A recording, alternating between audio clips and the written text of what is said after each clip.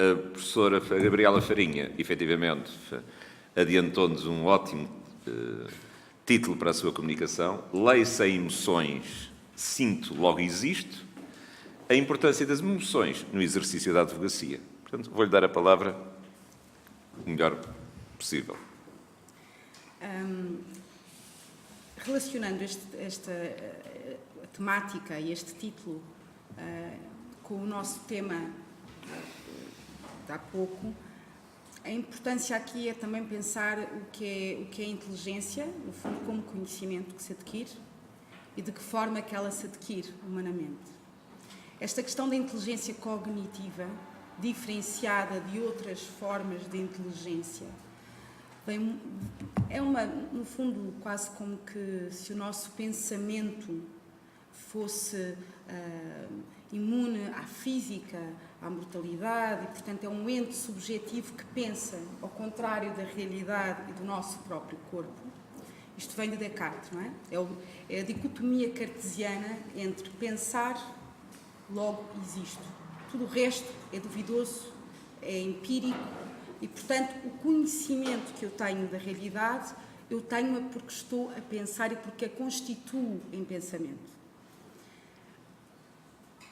E, de alguma forma, as filosofias, a sociologia e uma série de áreas humanísticas estão impregnadas desta dicotomia que nos separa entre inteligência, pensamento, corpo e fisicalidade. É interessante que nos últimos 20, 30 anos, à medida que o desenvolvimento tecnológico tem acontecido de uma forma tão rápida, tem existido também no pensamento filosófico, sociológico, o que se chama de uma emotional turn, em termos de sociologia das emoções, que é começamos a pensar nisto das emoções e começamos a pensá-las não como algo como acessório, paralelo, que acontece irracional, mas fontes de conhecimento, da mesma forma que são o pensamento cognitivo. E tem sido uma revolução filosófica com Husserl, com Merleau-Ponty, com uma série de filósofos que têm procurado desconstruir esta dicotomia cartesiana. No fundo, a dicotomia cartesiana quase que se admitiria este espírito puro, como se uma criança nasce, puséssemos essa criança num quarto escuro, vamos imaginar, e, portanto, o seu espírito se desenvolveria como condição inata do conhecimento da realidade. E nós sabemos, ou podemos pelo menos pensar, que não seria assim. Uma criança que se desenvolvesse nessas condições, faltaria-lhe muita coisa. A pergunta é, o que é que lhe faltaria? E o que lhe faltaria é a existência no mundo, é a interação com as coisas, é a sensibilidade de estar com o outro e de viver. Portanto, o que Merleau-Ponty faz é que nós não somos este ente que olha para a realidade e que reconstrói o meu pensamento, como se houvesse duas mesas, a mesa que eu vejo e a mesa que como se fosse projetada aqui internamente. Não, a mesa existe porque eu penso, porque eu vejo-a, porque eu sinto-a. E esta sensação, este estar, este vivenciar, são constitutivos do nosso eu, informam o nosso conhecimento. E este conhecimento, que tem sido, no fundo, colocado de lado, desvalorizado, é tão importante como o outro. A questão é, a máquina é possível substituir este conhecimento?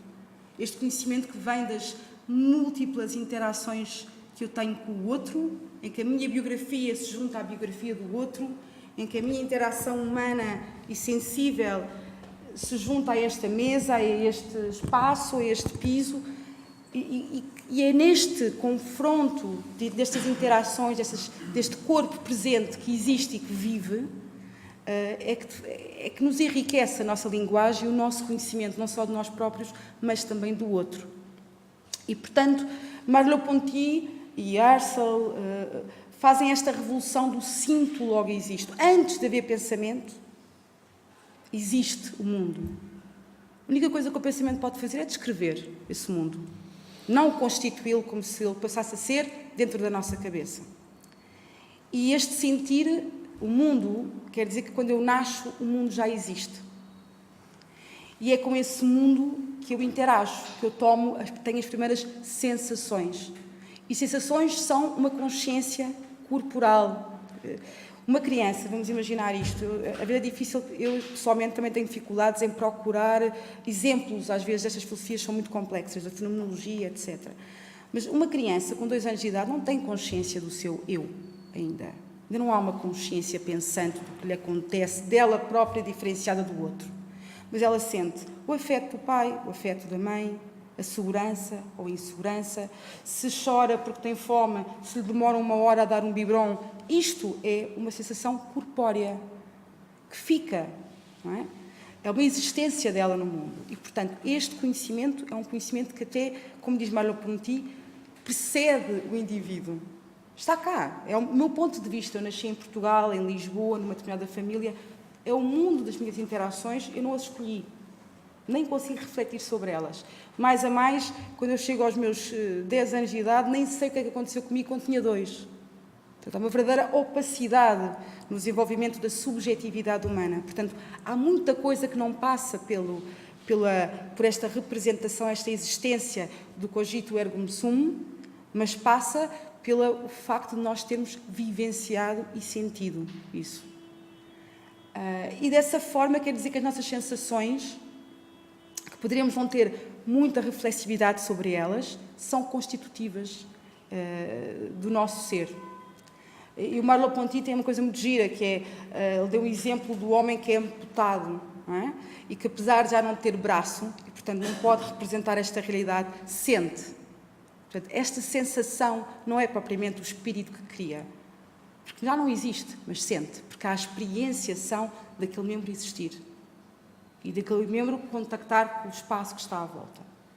E, portanto, o que é que isto tem a ver connosco? Claro, nós somos uma profissão que trabalha com as pessoas, que trabalha com valores fundamentais na vida dessas pessoas, e seria quase sermos amputados se olhássemos para o nosso cliente, olhássemos para as situações das pessoas e de nós mesmos sem a componente emocional. Porque ela é rica. E da mesma forma que quando nós interagimos com um amigo e sentimos, muitas vezes ele não diz nada, mas ele já expressou uma emoção de tristeza, e a primeira coisa que nós fazemos é, de facto, interpretar aquela expressão física do corpo como correspondente a determinado sentimento ou determinada emoção. Dá uma carga de informação que vem do facto de estarmos no mundo e da nossa percepção de nós mesmos e do outro. E, portanto, a profunda complexidade que caracteriza a vida humana no mundo reflete-se neste amplo e sutil universo da emoção. Então, entender a natureza complexa das emoções humanas é absolutamente necessário para o desenvolvimento adequado, quer da sociologia ou do estudo dos fenómenos humanos, mas também para a prática das profissões jurídicas. Irmos um bocadinho mais para a questão da emoção. Merleau-Ponty define o afeto ou emoção. Afetos é uma palavra com a etimologia latina que quer dizer o estado da alma. Como emoção vem de um verbo latino de movere, mover-se por emoção. Não é? Às vezes é bom ir à etimologia das palavras para perceber o que é que elas às vezes querem dizer. Merleau-Ponty define o afeto ou a emoção como a criação e a transmissão de significados vividos. Isto é importante porque reforça uma ideia muito importante. Da mesma maneira que o nosso pensamento, quando constrói esta realidade, é uma mesa, certo? Para Merleau-Ponty, o corpo também tem significado. A experiência sensível que nós recebemos também tem significado. Significado simbólico. E, portanto, o que quer isto dizer é que nós, desde que nascemos, até quando começamos a perceber-nos como pessoas, há uma série de significados sobre a sociedade que está à nossa volta, que nos é passada, de alguma forma, através de como agem connosco, como nós agimos com eles corporalmente, mas dos sentimentos que me são transmitidos. Vou dar um exemplo também de desenvolvimento da criança. Uma criança com 1 ou 2 anos de idade não tem, por exemplo, a emoção de nojo. Em relação a uma série de coisas, não tem nojo, nem às vezes das suas próprias fezes, ok? Não tem. A sensação de nojo é incutida na criança.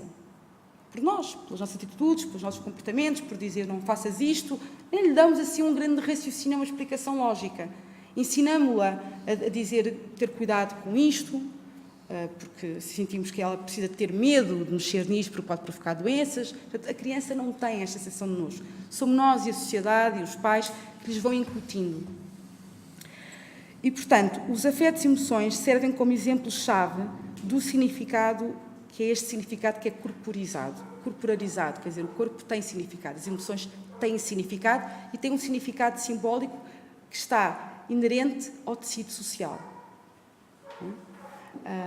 É interessante como eu posso ter um estranho à minha frente, que eu sei que passou por um estado de choque, porque eu consigo identificar o sentimento de estado de choque, porque eu consigo perceber que ele está deprimido. Há uma série de linguagem que é um tecido que nos une a todos, de valores sociais e da forma como nós esperamos que alguém responda numa determinada situação ou deve agir numa determinada situação ou expressar-se numa determinada situação.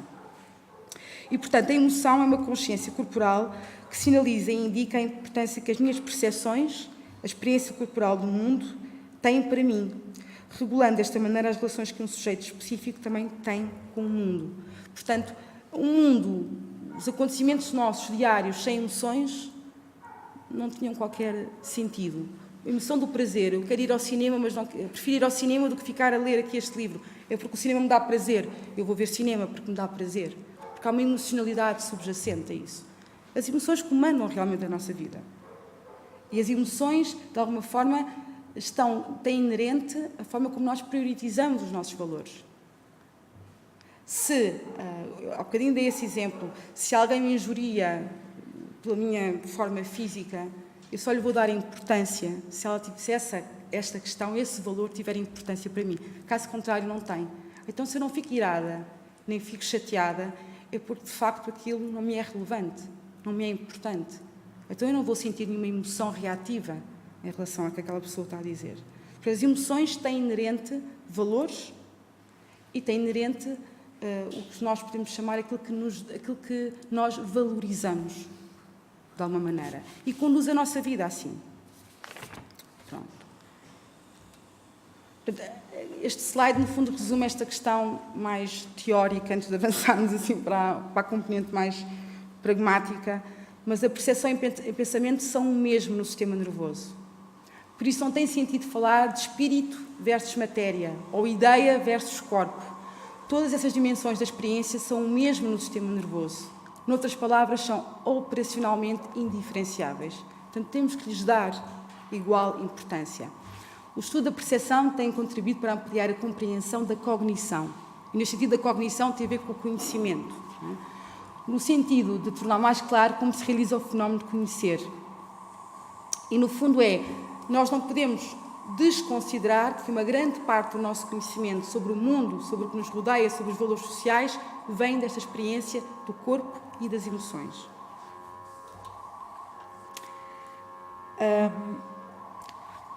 Primeiro, também tenho que vos dizer aqui o que é que nós falamos sobre emoções. A principal tradição filosófica distingue emoções de alguns estados de alma menores ou algumas irritabilidades. Há aqui um core de análise das emoções que tem sido estudado ao longo do tempo, até por Aristóteles. A retórica de Aristóteles explica as emoções. É incrível. E o que é que inclui as emoções? Inclui, qual é este core? Alegria, pesar, luto, medo, raiva, ira, ódio, piedade ou compaixão, inveja, ciúme, esperança, culpa, gratidão, vergonha, aversão, repulsa e amor. O caso quando me sinto injuriada, cria-me irritabilidade, fico irritada. É um dos sentimentos aqui, core. Se eu não quero que a minha criança mexa em algo que eu não quero que ela mexa, eu sinto aversão e repúdio. Não podes mexer nisso. Então eu vou-lhe passar este sentimento de aversão. E, portanto, e de alguma forma nós temos que voltar outra vez a buscar a importância das emoções na forma como entendemos o mundo que nos rodeia e a profissão jurídica também. Normalmente, uma das questões que têm sido colocadas é que as emoções geralmente dizem que são forças externas, não controláveis, não é? Este é o senso comum a dizer, que as emoções são forças externas, não controláveis, com pouca conexão com avaliações ou com planos, são coisas que nos aqui assaltaram o nosso espírito. A verdade é que isto não está correto. Dos estudos científicos que têm sido feitos, não é bem assim. A emoção tem uma componente cognitiva. E isto é importante porque quando nós, em direito, estamos a falar de emoções, ou temos que lidar com as emoções, porque eu já vou dar exemplos em como as emoções entram realmente na decisão e na apreciação do julgador. Aparentemente nós andamos por ela, mas elas estão lá. Em áreas de uma maneira muito mais fulcral, o direito criminal, outras áreas também, no direito de família, também se pesam muito as emoções. Portanto, o que eu acho às vezes é importante quando eu estudo estes assuntos é como é que eu ajudo o meu pensamento a sistematizar a análise da emoção. Como é que é o meu processo de pensar? E, portanto, nós temos que entender que a emoção se traduz, podemos dizer assim, eu fiz estas 3 componentes, num objeto intencional, em crenças e em avaliações e julgamentos. Eu já vou explicar cada uma delas. Vamos imaginar uma situação de uma vítima em face de um possível agressor e vamos analisar o medo da vítima. O seu medo é uma emoção, não é? Mas é uma emoção que tem um foco muito específico, ou seja, ela sente medo porque perspectiva vir a ser agredida fisicamente. Claro, mas há uma situação, há um contexto que gera, que despoleta esta emocionalidade de medo. Se removêssemos este contexto, não conseguiríamos diferenciar se era medo, se era outra coisa qualquer. Isto porque é que é importante? Porque ela sentiu medo porque imaginava a consequência que lhe poderia decorrer. Portanto, há uma circunstância concreta. E, filosoficamente, isto chama-se objeto intencional. Ela representa o que lhe pode acontecer. Portanto, há um contexto concreto que gera este sentimento. Portanto, é a representação mental que ela faz naquele momento do significado do que lhe pode acontecer. E, portanto, isto tem um papel fundamental na emoção. O segundo é a crença. Vou dar um outro exemplo. Uma mãe é informada de que o seu filho único acabou de morrer. Eu geralmente faço assim uns exemplos muito básicos, porque ajudam-me realmente a mim a perceber. E ela reage com uma dor muito intensa. E, portanto, é óbvio qual é o objeto intencional dela. Este dor, pesar, é porque ela sente que vai perder alguém que é significativo na sua vida. Se fosse um estranho ou alguém que não lhe interessava, se calhar este luto não existiria. É porque ela importou valor significativo naquela relação, que ela é importante. Se a perde, ela sente a dor da perda, porque sabe que não a vai ter mais. Agora, imaginem que ela foi mal informada. Que houve uma pessoa que se enganou e que lhe disse a ela algo que não era... Afinal, não era. Afinal, o menino até está bem de saúde. A dor dela é real. Foi real. Mas foi baseada numa crença que não era verdadeira. Ok? No fundo, nós não podemos dizer que ela não sentiu aquilo. O que podemos dizer é que a crença que ela tinha da sua situação concreta é que não é verdadeira. Isto é muito importante. E, por cima, é importante nos dias de hoje. Aristóteles insiste neste ponto na retórica. E ele dá conselhos a jovens oradores públicos sobre como criar emoções ou manipular as emoções no público. E isto é algo que nós vemos hoje em dia. Quando falamos nos populismos, nas fake news, estamos completamente aqui a falar das emoções e destes 3 pontos das emoções. E as crenças é fundamental. Ele diz assim, ele diz uma coisa muito gira na retórica. Imagina que eu quero que o público acredite que sinta medo. Então ele diz, eu devo convencê-los de que coisas graves estão a caminho. Eu tenho que os convencer que algo de catastrófico vai acontecer. Eu tenho que dizer-lhes que essa coisa catastrófica vai-lhes prejudicar a eles e à sua família. O que é que eu estou a dizer? Eu estou a manipular a crença para que as pessoas tenham um determinado objeto intencional, sintam medo de que alguma coisa lhes possa causar aos seus entes queridos. Então, manipulando a crença, tu manipulas a emoção. Okay? Ele fala também da questão da raiva. Ele fala da raiva em relação aos persas, da irritação, do ódio, da raiva. Nós queremos manipular, nós queremos que as pessoas sintam raiva. Então vamos criar os persas, vamos dizer que os persas fizeram-nos mal historicamente, vamos dizer que os persas nos invadiram, que os persas são pessoas que não têm respeito nenhum pela vida. Tu vais criar um bode expiatório, não é? Sim, é.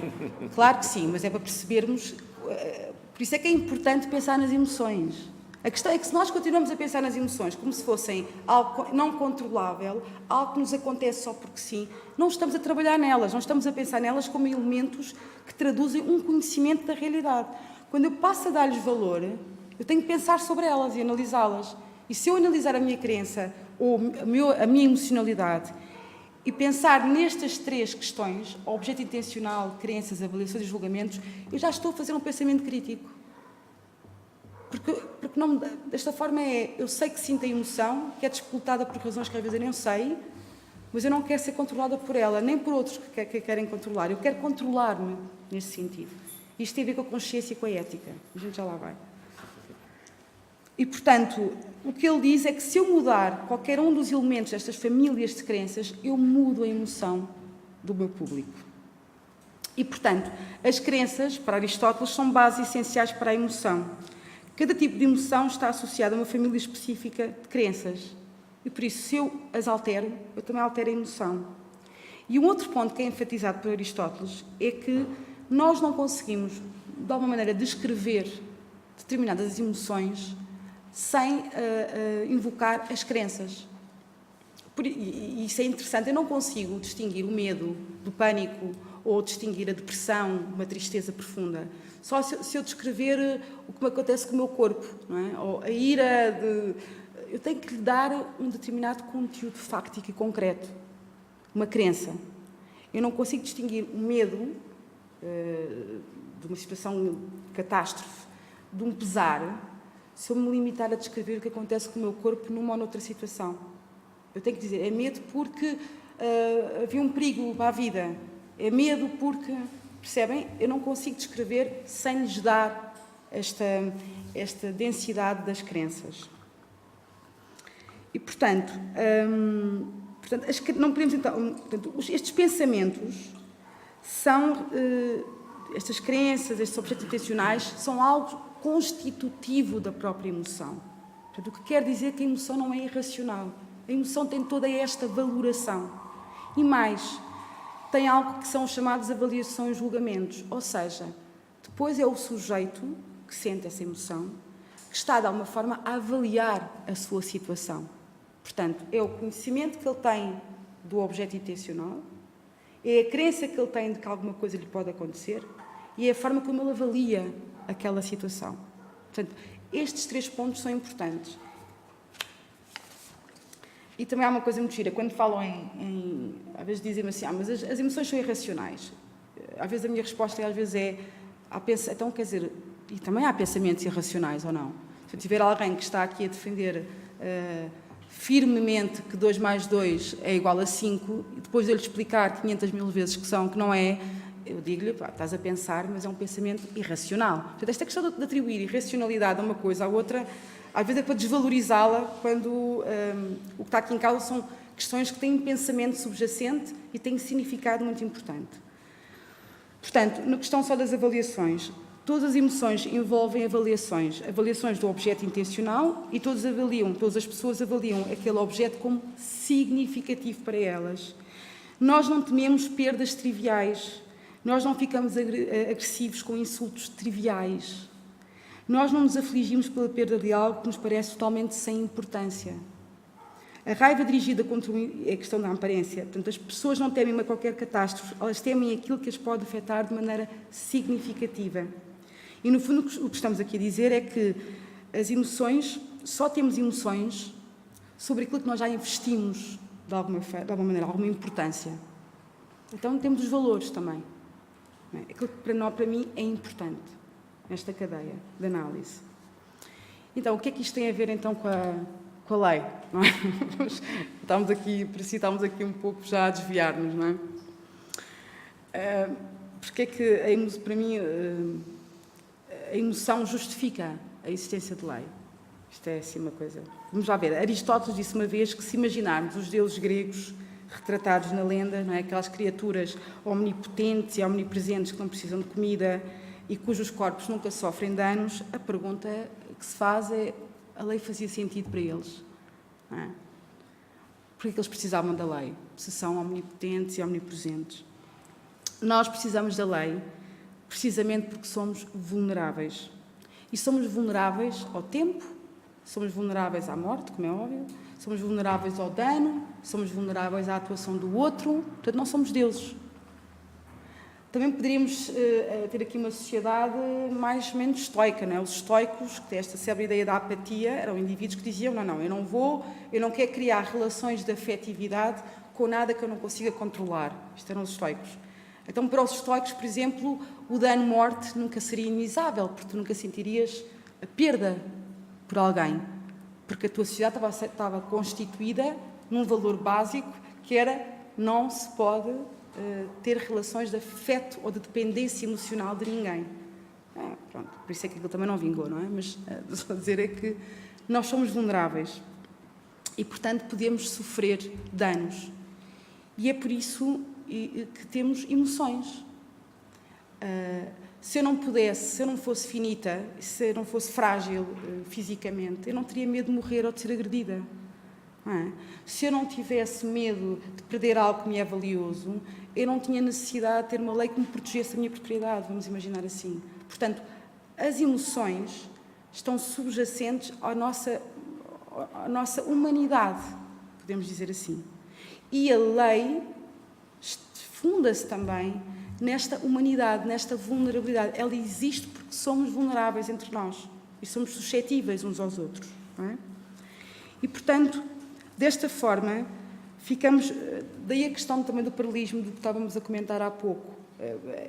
Eu acho que ter uma inteligência artificial, isto sem desprimor, porque também não percebo profundamente o assunto, para ser muito honesta, mas em que um juízo de avaliação de uma situação concreta, como faz um juiz, ser por inteligência artificial, em que eu lhe atribuo essa inteligência algo que eu digo que é até superior a mim, eu estou a dizer é que eu não admito que haja uma decisão errónea. Não é? E o que é humano é nós errarmos.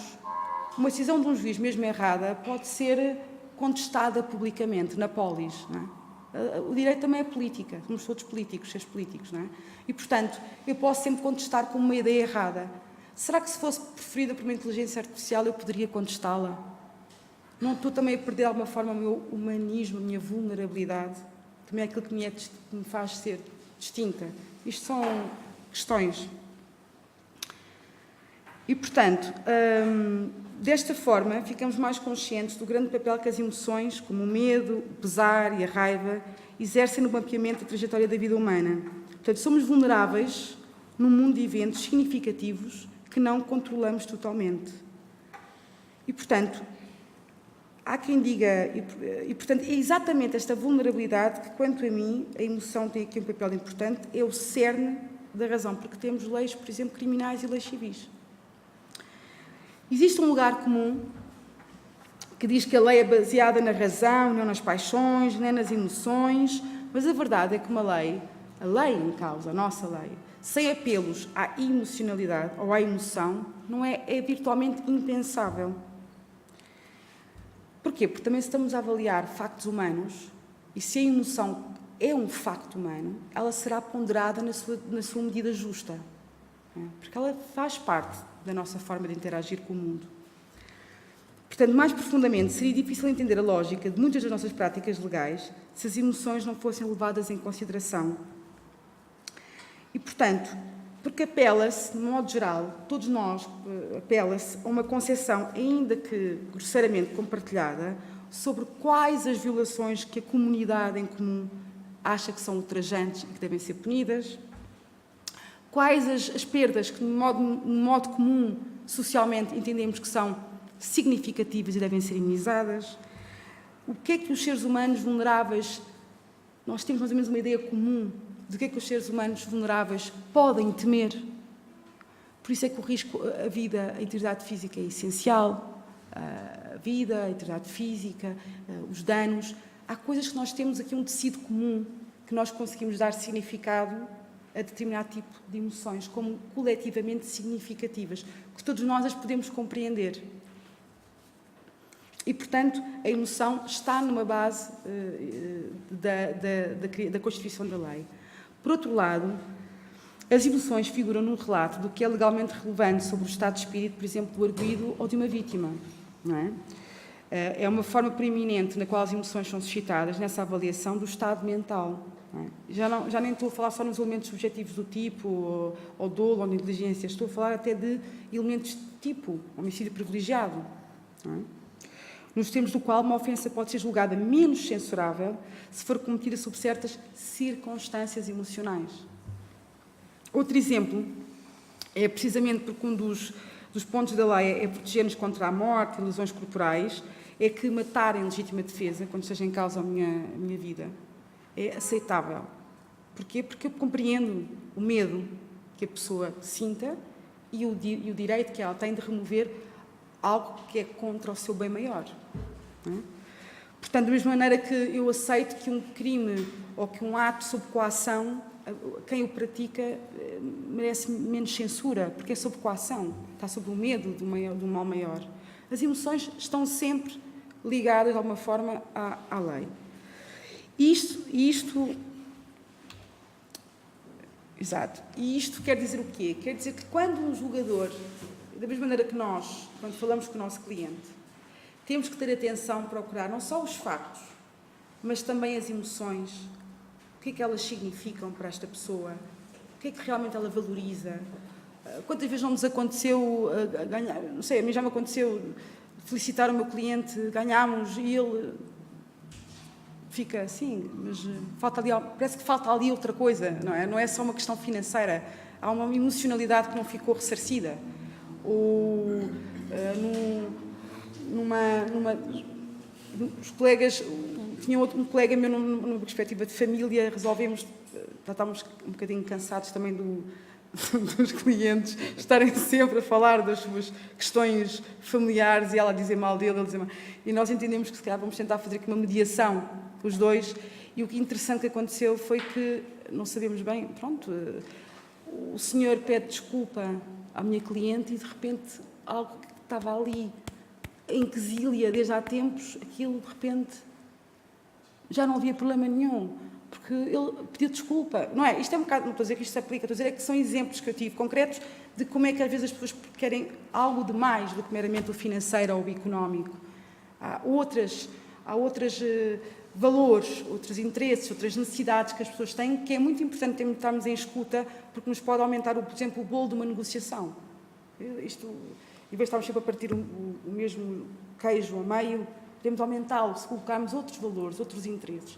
Sei que isto é importante, não é só por nós, com o nosso cliente, e tem a ver com a nossa empatia emocional. Se um cliente está a falar connosco e tem um colapso emocional, eu não vou continuar a fazer-lhe perguntas, não é? Eu vou-lhe dizer que quer um copo de água, quer sossegar-se. Nós somos empáticos com as emoções, porque nós conseguimos colocar, ou deveríamos conseguir nos colocar no papel deles, percebemos o impacto que as emoções têm, não é? Para nós também. Da mesma maneira que um juiz, quando decide, tem que decidir se uma determinada emoção que é apresentada por nós, em termos de factualidade, e é demonstrada, se ela vai apreciar o quê? Muitas vezes os juízes não têm bem esta estrutura do objeto intencional, de crença, de avaliação subjetiva. Como não a têm, às vezes as decisões são pouco claras no seu processo de formação de decisão. Mas, geralmente, o que é que existe? Existe este hipotético normativo da compreensibilidade, às vezes se usa nos acordos, mas também no fundo, o apelo ao cidadão comum, o apelo a estas normas de razoabilidade. É razoável aquela pessoa ter tido aquela emoção? É razoável ter tido aquela emoção em função do seu objeto intencional? É razoável esta pessoa ter tido esta crença que justificou a atuação? Era razoável esta avaliação que ela fez subjetiva de que este valor pelo qual ela emocionalmente agiu tinha realmente valor? Portanto, este sentido de razoabilidade discute-se muito na doutrina, na jurisprudência, como é que isto depois é concretamente aplicado na prática. O que eu digo é que estes 3 elementos da emoção devem ser escrutinados e devem ser analisados. E sim, devem ter subjacente uma ideia um bocadinho maior, não é? Nós fazemos análise do objeto intencional, fazemos a análise da crença, fazemos a análise da avaliação subjetiva, mas depois temos que pensar também em termos de valores maiores. Já vou-vos explicar o porquê. Portanto, não é só a perspectiva do agente em particular, do Sr. Manuela, do Sr., mas é nesta avaliação, neste diálogo entre as condições da pessoa e algo um bocadinho maior, valores um bocadinho maiores. Eu já vou dar-vos um exemplo. Isto é um exemplo de como a emoção é claramente nos acórdãos, não é? Temos o homicídio privilegiado, não é? Quem matar outra pessoa dominado por compreensível emoção violenta. Portanto, a compreensível emoção violenta consiste na ocorrência, agora temos de ter aqui atenção, consiste na ocorrência de um estado de alteração ou de perturbação emocional, estado este que condiciona as faculdades e a capacidade do agente, a capacidade de escolha e de determinação. Portanto, há aqui uma valorização da emoção. E, portanto, aqui vejam a parte final. O requisito da compreensibilidade da emoção consiste no entendimento de que a emoção só será relevante quando aceitável, sendo avaliada em função do padrão de homem médio, colocado nas condições do agente, com as suas características, o seu grau de cultura e de formação, sem perder de vista o agente em concreto. Portanto, isto é só a formulação mais ampla deste critério do homem médio, do nosso tecido social coletivo. Claro que temos de ter em consideração também a pessoa, o agente em particular. E a questão é importante sobre este critério, é que este critério também tem que ser sujeito ao nosso pensamento crítico. Porque quando eu digo assim, o que é isto do homem médio? O que é que eu socialmente, o meu tecido social, eu aceito como razoável? Aí está, é que as emoções, quando nós falamos que as emoções têm este objeto intencional, estas crenças, estão impregnadas na sociedade ou nas normas sociais. E isto é importante para verificar como é que, em determinados acórdãos, a decisão que está subjacente efetivamente espelha um entendimento coletivo ou não, e que tem que ser questionado de que forma é que aquele entendimento do homem razoável está a reproduzir normas sociais que não deviam ser reproduzidas. Isto é uma questão. Eu já vou... Portanto, esta categoria do cidadão comum ou do homem razoável é uma categoria que nos permite pensar também nas normas ou na mudança das normas ao longo do tempo. E, portanto, vamos a vir aqui um exemplo.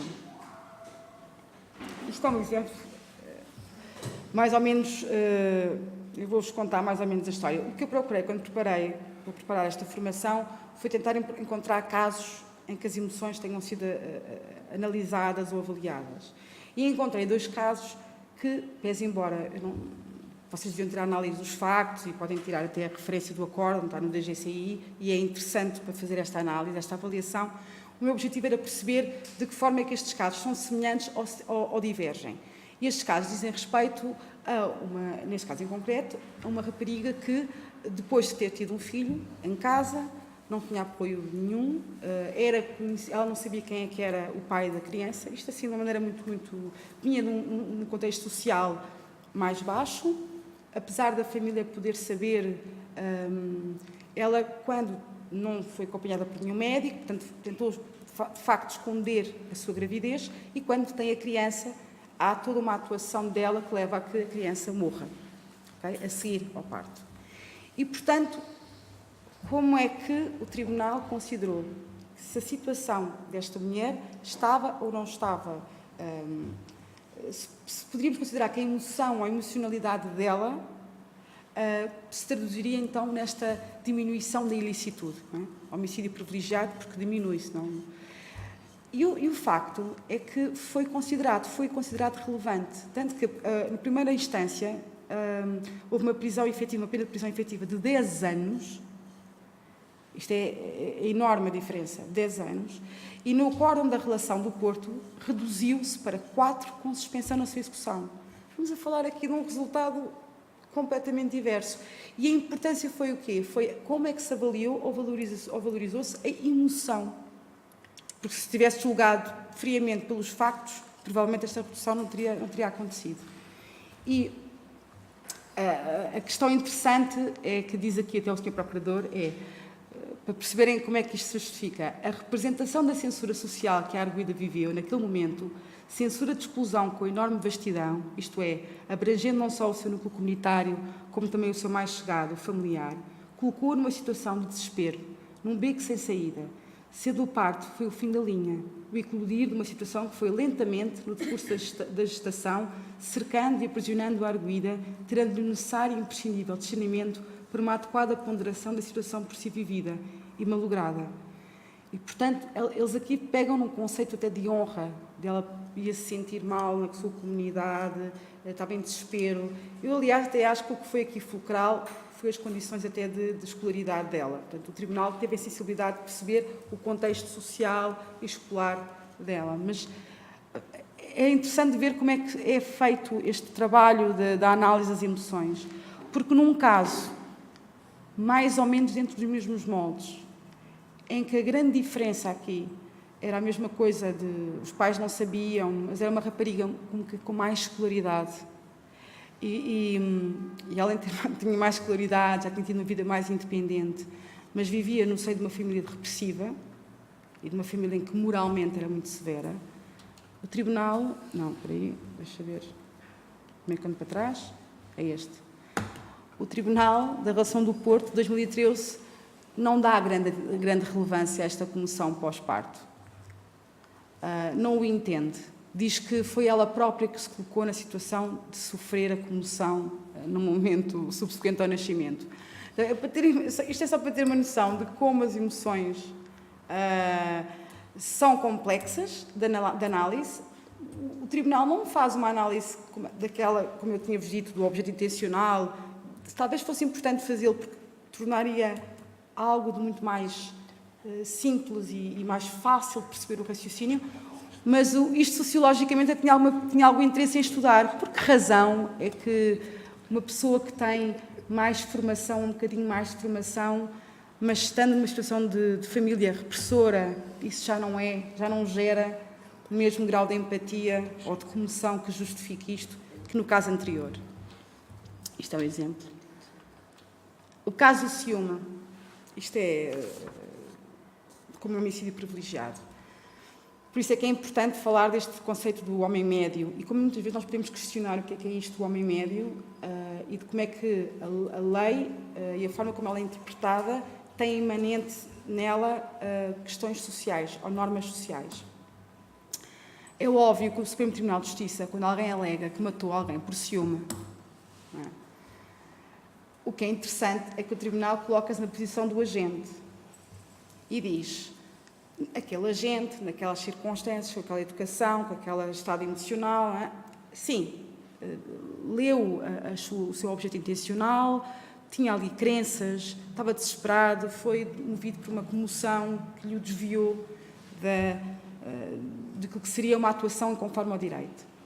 Mas o que o STJ faz aqui é muito importante, é que qualquer pessoa, neste momento histórico, que é conforme ao direito, certo? Além deste sentimento de comoção, tem outros sentimentos que também os internalizou, como este respeito pelo outro e pela vida humana. Admitir a comoção pelo ciúme tem subjacente um determinado tipo de reprodução de uma normatividade social que já não é aceitável. Se calhar há 30 anos atrás era. E nós temos que questionar porque é que seria aceitável há 30 anos e agora já não é. Porque baseia-se numa coisa fundamental, que é o direito à igualdade de dignidade de todos os seres humanos. A mulher não é propriedade nem subordinada de um homem.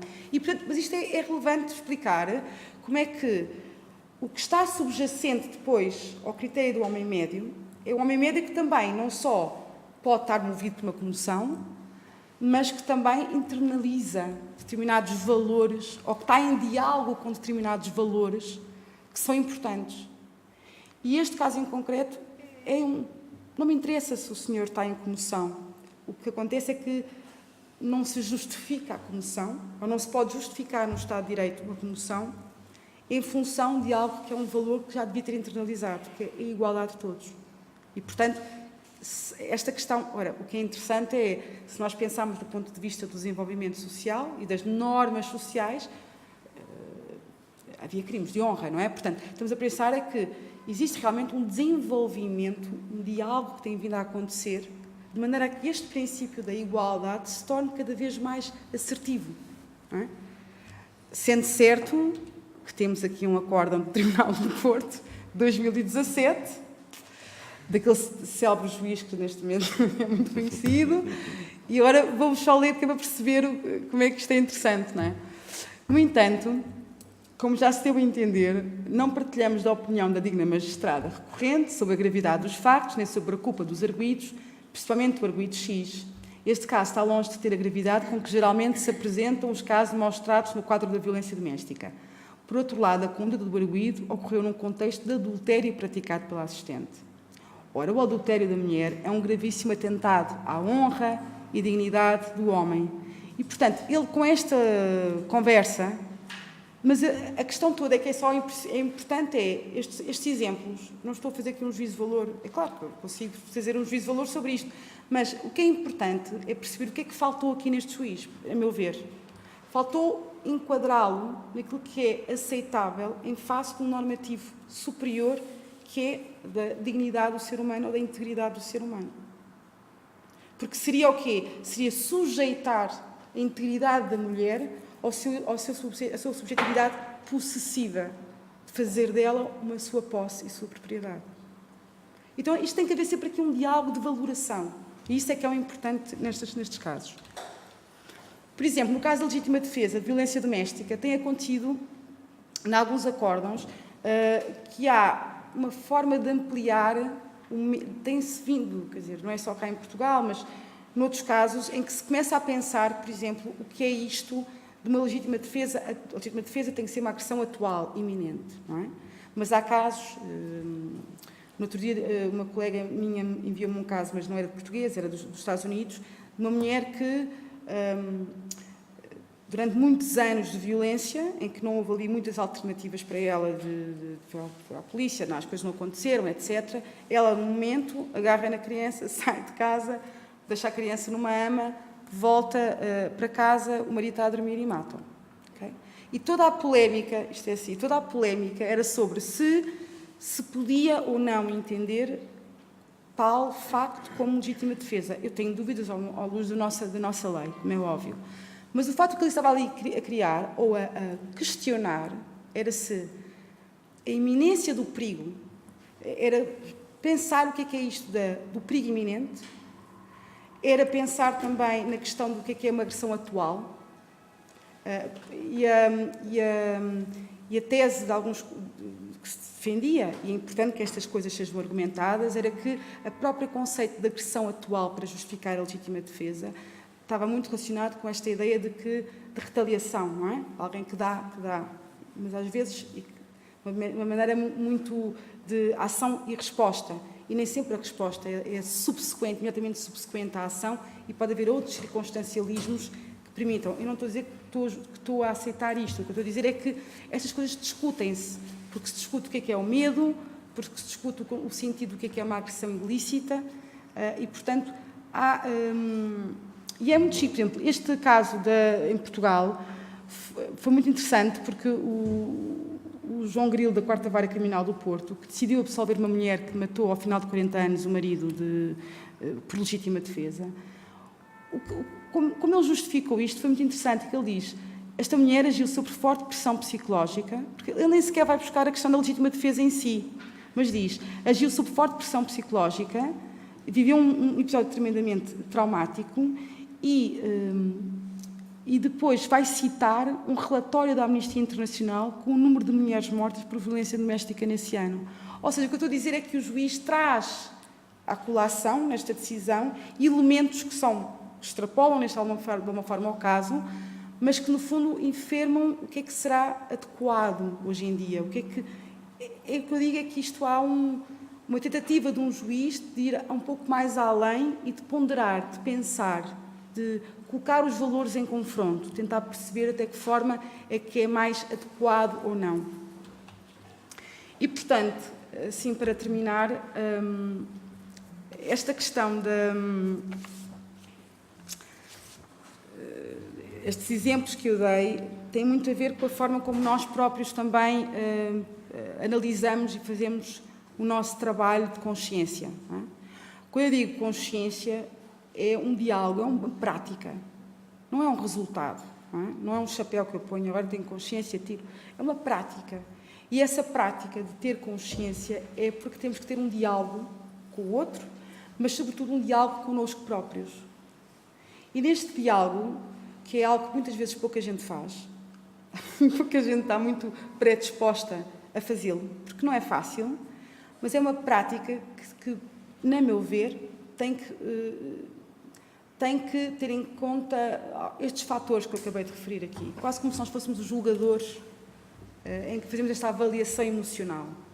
Sem emoção, no fundo é assim, sem emoção traduz conhecimento, um conhecimento da realidade, e se a forma como eu ajo em relação às coisas tanto pode estar a reproduzir normas sociais que eu não quero reproduzir, ou que eu até considero que são automatismos, de certa forma, ou são normas sociais boas, que eu aceito, que são válidas, mas este diálogo tem que ser feito comigo próprio. E, portanto, eu identifico qual é a minha emoção, eu identifico qual é o objeto intencional da minha emoção, eu identifico qual é a crença que eu tenho subjacente, eu identifico o que é que eu valorizo ou não valorizo, e neste valorizar ou não valorizar, eu tenho como base, como supé disto tudo, esta ideia de que para mim o que é importante são estes valores da dignidade, da pluralidade, e, portanto, estou sempre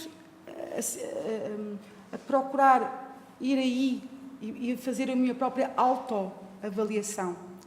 Eu, só para dar agora aqui um exemplo, e isto é que é ética, é este diálogo profundo connosco próprios, é esta prática, é este hábito de conversa.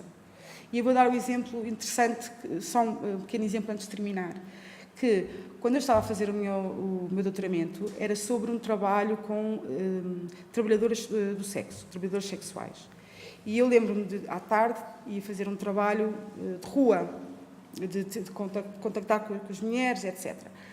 E numa dessas, era ali uma das principais avenidas aqui de Lisboa. Isto é para vos dar o exemplo de como é que este processo mental pode ser, é bom fazer-se. E é assim que se adquire a consciência e o trabalho ético. Já entrevistei muita gente de vários feitios e maneiras, e, portanto, aquilo para mim não era nem pouco nada, era normal. Mas quando eu estou a entrevistar esta mulher na rua, no momento em que ela está, no fundo, no seu trabalho, à luz do dia, numa rua que passa muita gente, e eu estava um bocado cansada, eu encostei-me ao lado dela, numa parede. E aquilo causou-me, transtornou-me, criou-me logo um sentimento de, epá, eu não... No fundo, o que é que eu estava a fazer? Qual foi a minha emoção de aversão? Eu não quero, sim, eu não quero ser confundida. Não é? Uma emoção. Então começo a pensar assim, então, mas porquê que eu tive esta emoção? Primeiro, o objeto intencional. Estava neste contexto, com esta pessoa, lado a lado.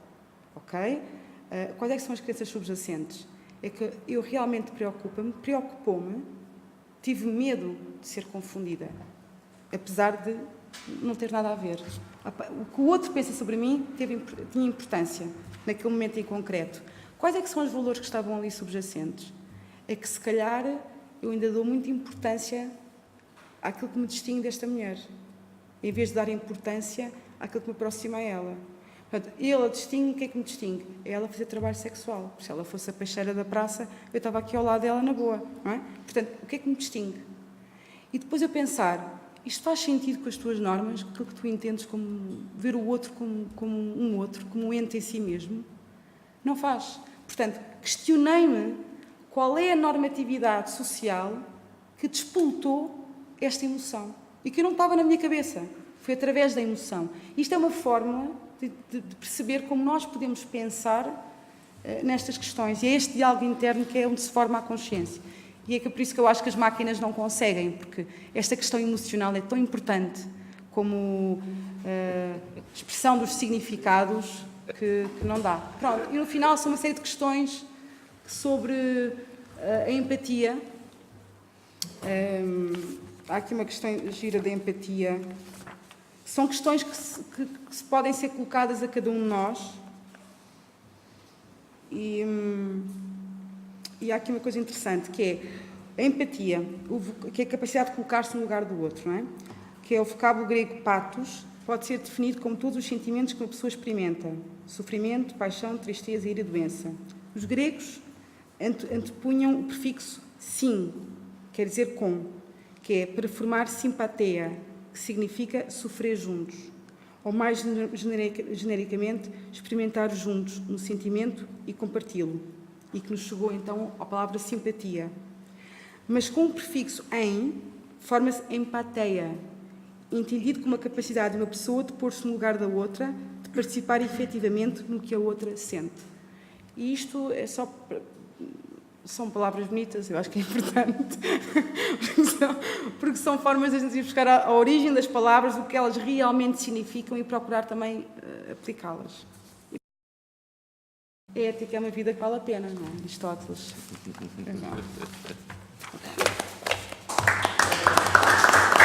Muito bom. Vamos abrir o debate. Eu tenho duas questões. Uma delas, utilizando o seu exemplo, é se acha que nesta revolução somos uma criança no quarto escuro. E a outra é a seguinte, porque falou de emoção. Eu estive recentemente numa conferência de psicologia em que se ligava o problema da consciência à civilização. E atualmente fala-se de civilização de tudo e por nada, a propósito das touradas, diz que é um problema civilizacional. E disse que a emoção tem uma componente cognitiva que passa também pela crença. Isto coloca-se no plano, pode colocar-se também no plano da espiritualidade, ou isto é demasiado esotérico, ou é um problema de civilização. Eu tenho aqui algumas dúvidas até na expressão civilização, porque a palavra civilização o que é que quer dizer, não é? Vamos lá, se eu perguntar a toda a gente que a usa, se perguntarmos a toda a gente que a usa de uma forma indiferenciada, ela torna-se um pouco vazia, não é? Civilização, eu posso dizer que é o estado onde eu estou neste momento concreto, com as normas sociais que eu tenho, com os valores que eu tenho e que os pratico neste momento. Posso dizer que seria, que vai ser sempre... Há a ideia também mais liberal de que a civilização vai sempre uma posição de ascendência para algo utópico, como ser todos felizes um dia, sociedade perfeita, não é? E nós sempre temos essa comparação da nossa civilização com a dos outros, ou porque são piores que a nossa, não é? Ou julgamos-la sem a conhecer. Sim, então, portanto, eu tenho algumas dúvidas porque quando eu falo, depende muito, não é? Quando eu falo em civilização, o que é que tenho sempre aqui algum ceticismo. O que é que estamos aqui a falar? Estamos a comparar-nos com o quê? Com quem? Como? Estamos a falar de que eu posso dizer assim, eu não acho que nós atingimos um nível de civilidade. Se há pobres, se há pessoas que morrem, posso entender que não atingimos ainda. E que a nossa civilização não é...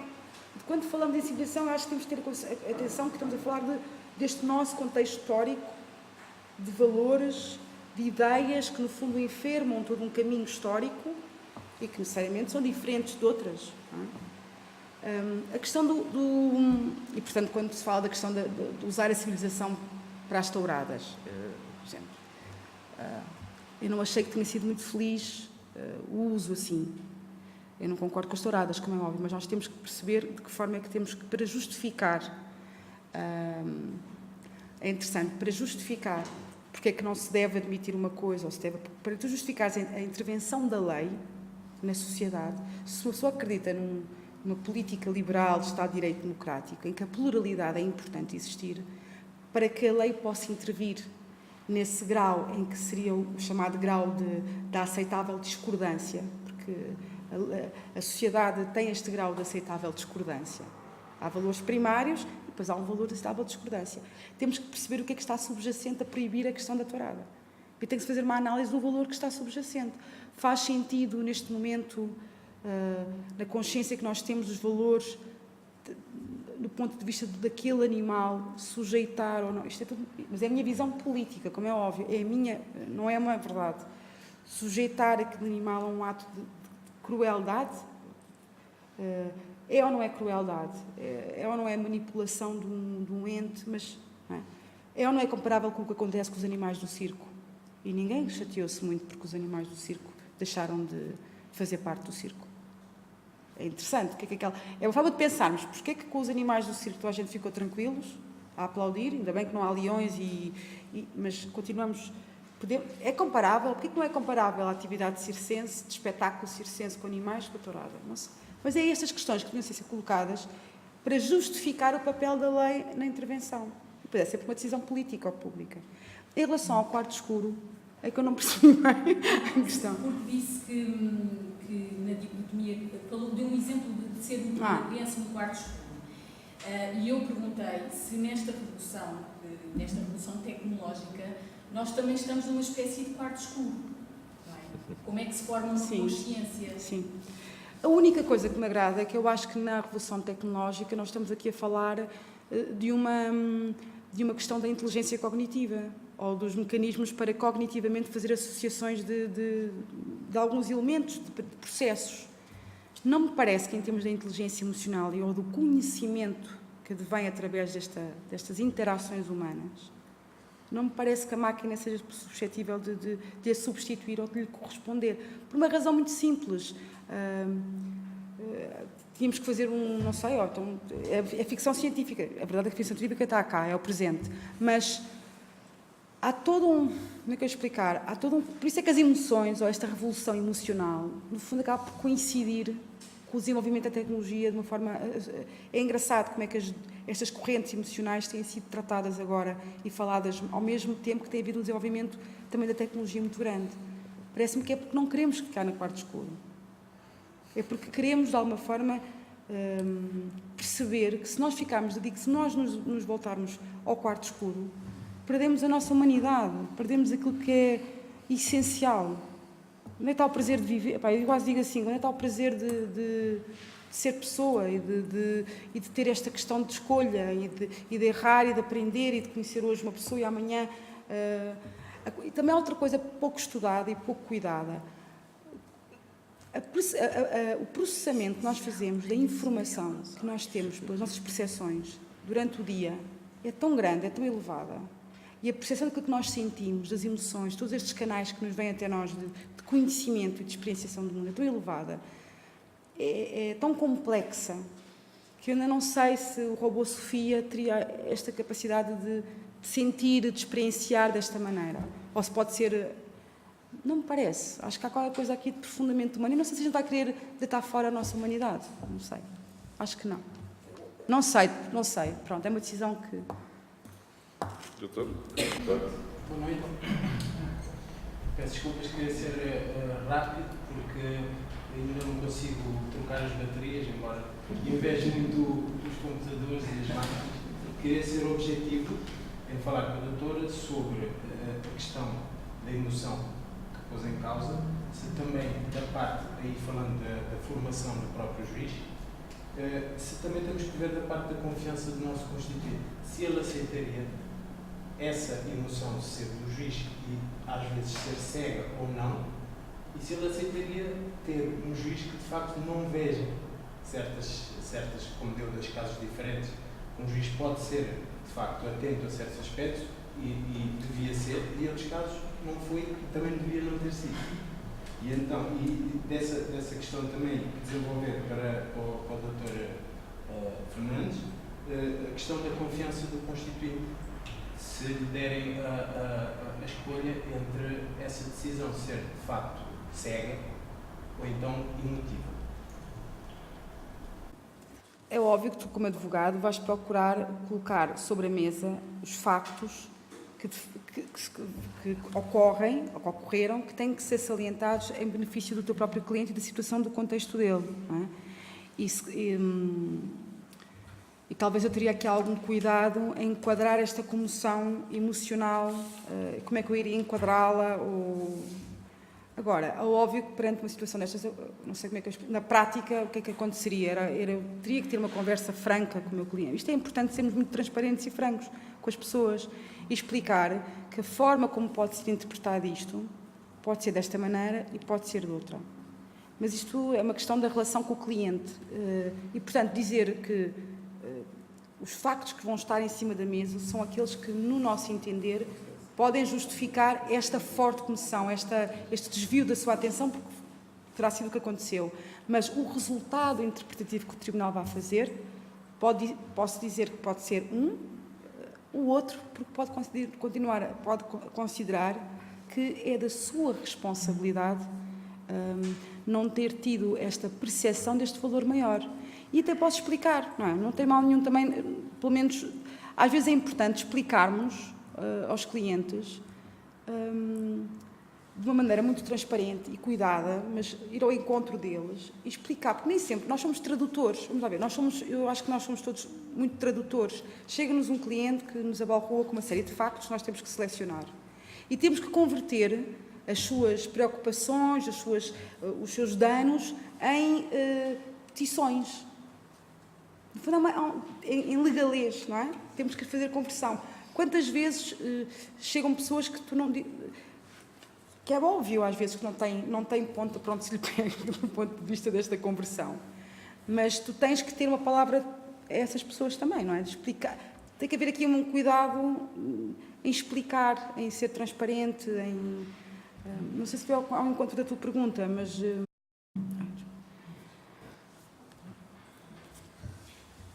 Posso tentar aqui acrescentar só algumas ideias, o que disse a doutora Gabriela Farinha. Bom, há certas coisas que já estão da iure condendo ou estão legisladas. Bem ou mal, a gente pode concordar com elas ou não, mas elas estão lá, nomeadamente, ao nível deontológico. A escolha do advogado, o próprio regime da publicidade e a escolha do advogado não pode ser limitada à liberdade de escolha, não é? O que é que leva um cidadão a escolher um advogado e não escolher outro? Porque é que opta por este advogado ou por aquele? Bom, no que toca à publicidade, temos o regime com algumas restrições, poucas, não muitas, mas tem algumas restrições, exatamente para evitar isso, que seja uma escolha de como comprar um automóvel. Não é? Se nós tivermos que indicar um familiar, uma filha, um filho, um pai e uma mãe, um advogado, e que nós indiquemos esse advogado e sintamos confiança de que, de facto, a pessoa está em boas mãos, pois nós não vamos querer que seja uma publicidade agressiva e persuasiva que faça a escolha do advogado. Não é? Este é um bocadinho a restrição da publicidade, é isso, a prestação do serviço jurídico. Digamos, o bem em causa, o tipo de serviço que se presta à sociedade, não deve ser sujeito a uma publicidade igual à comercial para que se escolha um advogado pelos piores motivos. Porque ele é muito bonito, porque ele está muito bem vestido, porque aparece muitas vezes na televisão, que às vezes aparecem, muito bons até. Ou seja, eu gostaria que esse advogado estabelecesse uma relação profissional, de confiança, mas profissional, com um ente familiar meu, aquilo que eu indicasse não fosse influenciado por fatores de marketing ou de publicidade, fosse uma pessoa honesta, estamos por aí, profissionalmente capaz e experiente e que prestasse o melhor serviço possível, e esse, no fundo, é aquilo que deve direcionar a escolha do advogado, não é propriamente aquele que faz mais publicidade, que faz melhor publicidade, que aparenta perceber mais, porque nós sabemos, e às vezes nós apercebemos disso, os clientes não, mas no fim de um processo judicial apercebemos quando é que o colega, de facto, trabalhou para os honorários, não trabalhou para a causa do cliente, não é? Nós percebemos isso no penal, percebemos no laboral, percebemos em todos os foros. Não somos nós que, obviamente, vamos fazer este tipo de comentários, porque, deontologicamente, não devemos comentar o trabalho dos outros colegas, mas nós percebemos quando é que, de facto, eu não queria aquele advogado para um familiar meu, para uma pessoa de quem eu gostasse. Não queria aquele tipo de advogado, aquele tipo de advocacia. A relação de confiança com o cliente é uma relação complexa. Ganha-se ao poder do tempo, perde-se num segundo, como todas as relações de confiança. Seja como for, chamo só a atenção para o momento da aceitação do cliente, o momento de primeiro contacto com o cliente, em que se toma a decisão de responsabilizar-nos, de aceitarmos o depósito de confiança, que é responsabilizar-nos por tratar de qualquer questão, é o momento em que confluem vários deveres deontológicos e que se lança essa semente da confiança ou aquilo que poderá ser a futura desconfiança. Portanto, a nossa disponibilidade de tempo, a nossa proficiência naquela matéria, a inexistência de conflito de interesses, todos os fatores que influenciam a aceitação de um cliente começam a cimentar ou não uma relação de confiança que depois pode perdurar ou pode, obviamente, ser desbaratada porque a atenção que é recíproca, ela é bidirecional. Há uma liberdade de vinculação do cliente muito maior que o advogado. O advogado tem limites à sua desvinculação. Não pode desvincular-se sem acautelar certas preocupações e acautelar determinadas situações do próprio cliente. E às vezes até tem que advogar quando não lhe apetece, porque não advoga para o cliente, está a acautelar, digamos, princípios que não têm a ver com a relação contratual que tem com o cliente, tem a ver com a profissão em si, com princípios deontológicos da profissão.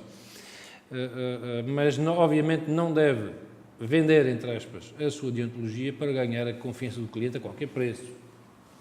Seja em ambiente liberal, muito menos em ambiente de subordinação jurídica, porque em ambiente de subordinação jurídica posso garantir que logo que tentemos, entre aspas, albardar o burro à vontade do dono para ganharmos a confiança do cliente, ele pede-nos uma coisinha, quando nós menos esperarmos já nos está a pedir e já não aceita qualquer recusa, qualquer não. Aqui a confiança tem que ser a confiança no profissional. A confiança profissional. E quem quiser IS-Menos, arranja outro tipo de profissionais. Quem quiser assessoria jurídica, sabe que não está a comprar um IS-Menos, está a comprar um profissional autónomo, alguém que pensa pela sua cabeça e que não é pago para lhe agradar, é pago para o assessorar. A abordagem do nosso Constituinte sobre o que será a sentença final, o resultado, com essa confiança, o que devemos fazer, dizendo que nunca é seguro, nem temos uma... Depende do estilo de cada um. Vou dizer aquilo que entendo que é a melhor abordagem, que é a minha abordagem, é preferível, quando nos apresentam certa questão, pensarmos no worst case scenario, ou seja, pensar de uma forma defensiva, vermos onde é que estão as dificuldades e transmiti-las ao cliente. Depois chegarmos ao fim e ganharmos, somos muito bons advogados. O que não devemos fazer é percebermos que o cliente nos está a dizer algo que nós sabemos cuja proteção é de muito difícil sucesso, mas porque jogamos com a emoção dele, jogamos com a psicologia dele, dizemos, não, vamos para cima deles e tal, lhe dê-me uma previsãozinha e tal, vamos já para cima deles, já. Mas no fundo nós sabemos que isto vai dar muita guerra, mas no fim não vai ter sucesso. Portanto, deontologicamente estamos a jogar com a psicologia do cliente para criar uma relação de confiança, para ele achar que nós somos grandes advogados, mas no fundo nós estamos a enganá-lo, estamos a ser deontologicamente incorretos. Se nós tivermos a convicção de que a proteção dele é fraca, não é? A proteção dele terá pouco eco judicial, é dificilmente, em termos de probabilidade, ele poderá obter ganho de causa. Seja como for, é muito difícil vaticinar uma decisão judicial.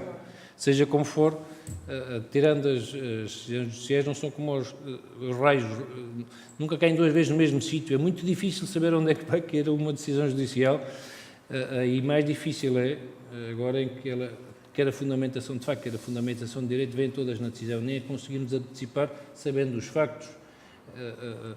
Por tudo isso, não estamos obrigados a uma prestação de resultado, é preciso explicar isso ao cliente, e eu tenderia, nas questões complicadas, a vender ao cliente uma situação difícil e partir com um patrocínio numa base de uma situação difícil, do que vender-lhe uma situação cor-de-rosa quando ela não é cor-de-rosa. Portanto, eu tenderia, numa relação de confiança, mesmo que isso deixasse o cliente a pensar, este advogado, afinal, é muito fraquinho, isto não...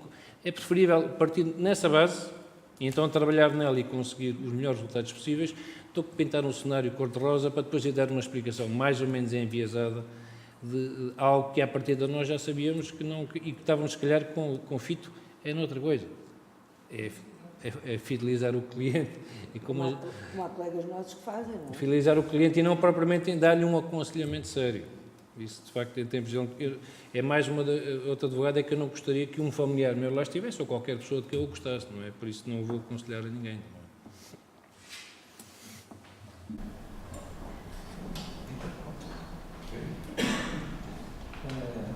Eu, antes de mais, queria agradecer o painel que nos ter dado a oportunidade nesses momentos de reflexão e também agradecer aos oradores que foram claros, técnicos e sapientes.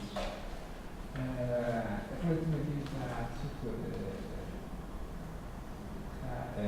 Gabriela Farinha, deixou-me uma dúvida no ar. Portanto, normalmente há sempre dúvida, não havendo dúvidas, sobre o seu primeiro livro, Lei sem emoções, sinto, logo existo. A minha pergunta vai para qual é o primeiro? Em relação a isso, sabemos que só sentimos havendo sentimento. Portanto, metaforicamente, podemos dizer que podemos tratar os sentimentos como forma e, aliás, as emoções como forma e o sentimento como conteúdo. Pode ser? Sim. Portanto, que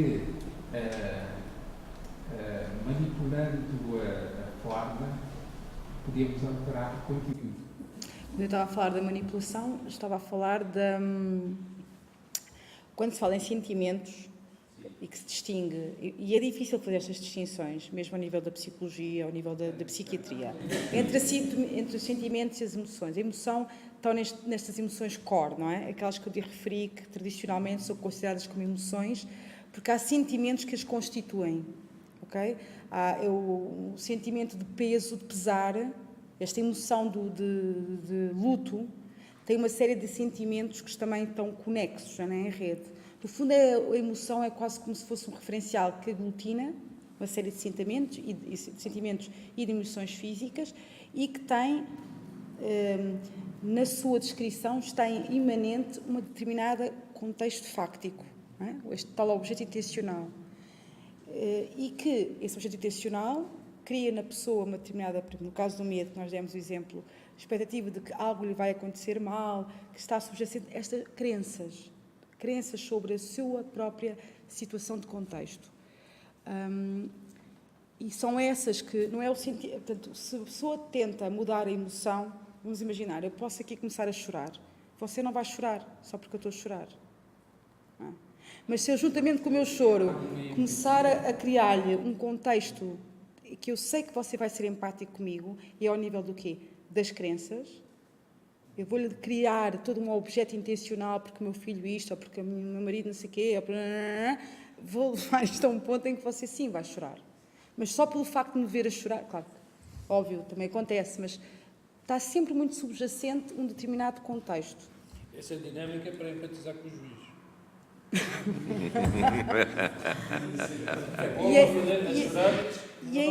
E é interessante que há sentimentos, há emoções que nem sequer, e é tão interessante pensar nisto, há emoções que nem a descrição do objeto intencional você não consegue criar empatia. E são duas, até agora que pelo menos tenho lido. Uma é a repulsa e a outra é o amor. Eu consigo imaginar o que é estar apaixonada, não é? Mas se você está apaixonado por alguém, eu não consigo ficar igualmente apaixonado por esse alguém. Está a perceber o que eu estou a dizer? Tipo, é um sentimento muito particular em que é muito... E por isso, isto é tão interessante pensar nisto agora, começar a refletir, mas é muito difícil de criar empatia, porque necessariamente eu não vou perceber o que é sentir-te apaixonado por aquela pessoa em concreto. A mesma coisa que a repulsa, é igual. Mas pronto, mas isso é só uma parte, sim. No caso do populismo e das fake news, dá a ideia que, monopolizando primeiro o sentimento, ou aliás, criamos condições para sentir, uma vez que o sentimento tanto analisa e controla as emoções. Controla, por exemplo, do exemplo do Trump, quando foi nos midterms agora nas eleições. O que ele fez foi considerar aquela caravana de imigração que vinha para a fronteira, demonizou, certo? Ele cria ali um bode expiatório. Como é que ele cria? Ele diz, um pouco a Aristóteles, não é? Não eram os persas, são os imigrantes da América Central. Eles vêm aí, são não sei quantos mil, e são todos criminosos, e vêm todos para ultrapassar a fronteira e fazer mal. Ele cria aqui uma manipulação de crença que faz com que as pessoas que o ouvem acreditem que o seu contexto individual é aquele, que há realmente a emoção delas é genuína. Emoção de pânico. O problema é que essa emoção de pânico ou de medo é criada com base numa factualidade ou numa crença falsa. O problema das fake news é que criam alarmismo. E não é por acaso que criam alarmismo. Geralmente as fake news têm aqueles aquelas palavras garrafão, têm pouca informação, têm muitos sentimentos, se vocês lerem aquilo, e sentimentos de vai acontecer isto, ou começam a descredibilizar instituições, por exemplo, e qualquer coisa que aconteça de errado já está tudo errado, generalizam aquilo que é particular às vezes, são formas de criar alarmismo, insegurança. E, portanto, tudo o que é entidades ou Estados totalitários usam desta retórica para manipular as emoções das pessoas em relação à entidade autocrata ou autocrata, não é? Portanto, é mais ao contrário. Se as sensações são corpóreas, portanto, que dá origem ao sentimento, portanto, todo esse alarmismo, portanto, é racional. Estou a dizer é que isto agora tem a ver com os aspectos cognitivos e que eu também não estou muito versada para explicar, porque não é bem a minha área. São estímulos, a parte emocional tem a ver com as vivências que nós vamos adquirindo ao longo da vida, certo? E, portanto, são estímulos. E nessa forma como eu adquiro este conhecimento empírico através do meu corpo, da minha existência, eu vou adquirindo informação, várias percepções, e claro que elas já têm significado. Por exemplo, para mim tem significado proteger a minha vida, não é? Mas isto é algo que não é só aqui, eu nasci, eu cresci e foi-me dada, fui estimulada emocionalmente nisto, a proteger aquilo que eu tenho, que dou mais valor, que é a vida. Agora, se eu agora fazer parte dos Estados Unidos, sou suscetível a esta informação toda, e vem um indivíduo dizer que, Jesus, vem uma catástrofe, vem não sei quantas pessoas, e vão invadir isto tudo, e a sua vida já não vai ser a mesma, ou vai matar... Claro que isto vai disputar a reação emocional. Percebe? Mas claro que já existe em mim toda uma experienciação emocional do medo, não é? Eu acho que essa experienciação emocional do medo acontece quando a gente nasce. Logo, porque somos os seres mais vulneráveis à face da Terra. Vulneráveis. Não é? Portanto, esta percepção de medo deve acontecer ali, logo naquele momento inicial.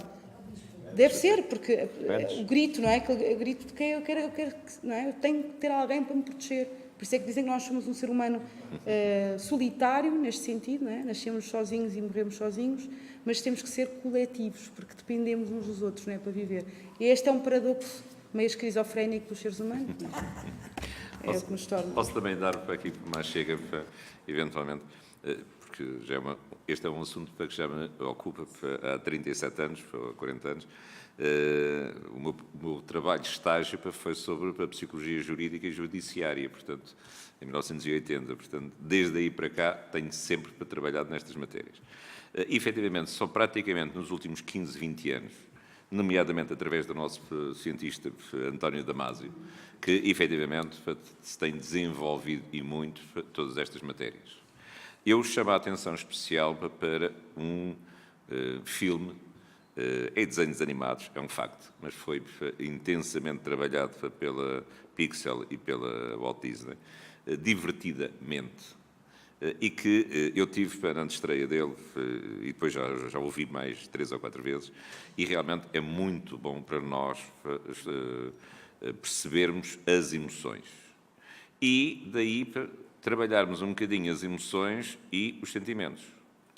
E daí perceber que as emoções, os sentimentos e a razão vão-nos levar, nomeadamente com a atitude crítica e com a razoabilidade e o entendimento de todas aquelas perguntas que a professora, e muito bem, nos colocava, nos vai levar à tomada de consciência, que é aquilo que, efetivamente, por enquanto, as máquinas ainda não vão conseguir lá chegar.